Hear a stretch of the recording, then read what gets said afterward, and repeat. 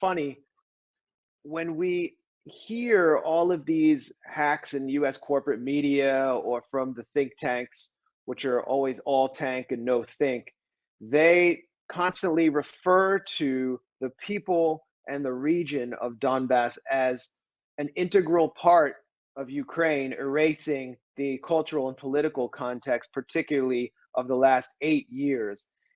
And yet, when Zelensky's forces shell those very people, they never accuse Zelensky of bombing his own people the way they did with Gaddafi or Assad, because they're not seeking to invade Ukraine. They're simply controlling Ukraine. They're controlling Zelensky. So, on the one hand, the people of Donbass are Russian separatists, and they're separate from Ukraine, according to the US media and the think tankers. That's how they dehumanize them when they're bombed.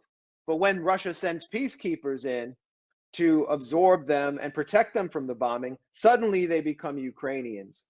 So they want to have it both ways. It's just a little aside that I wanted to interject here, because it's really confusing for the American people to hear about this region and its people constantly referred to as Russians on the one hand and Ukrainians on the other. Who do your neighbors and friends and the people you know there, where do they want to be in the future? Which country do they want to be a part of? Well, the first thing I'll say is, like you showed before, the Lenin Square last night after the announcement of recognition, and there were hundreds of Russian flags, and I can guarantee you, bro, there was not any Ukrainian flag, anywhere within miles. I mean, I don't think I've ever seen a Ukrainian flag in 8 years here in Donbas, because, you understand, these people, my wife, she speaks Ukrainian. She sings Ukrainian folk songs on her birthday. Her dad is a proud Ukrainian. The Ukrainians are great people in general, but there was a batch of them back in the Second World War that were, rabid Nazi collaborators and some of the most brutal war criminals. I mean, that made the German Nazis sick with what they did, and that's mostly the ones from Lvov, by the Polish border. And those guys did a lot of truly evil stuff. Right. And Lvov was the site of one of the worst pogroms of World War II.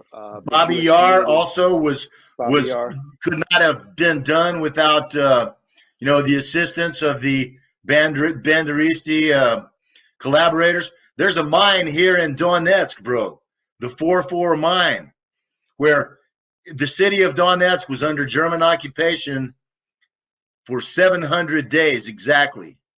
And in that 700 days, more than 75,000 people were thrown down this mine shaft. It was 360 meters deep at the beginning, with the beginning of the occupation, 10 by 15 meters wide. And at the end of the war, at the end of the occupation, it was 60 meters deep. It was filled with human bodies, 300 meters. That's over, they say for sure 75, maybe 100,000. That's here in this town right here, There was Bobby Yar, there was, the 4-4 mine, there was Lvov, these places, and these are our enemies. And, no decent person considers them a Ukrainian or even a human being, people that can do stuff like that,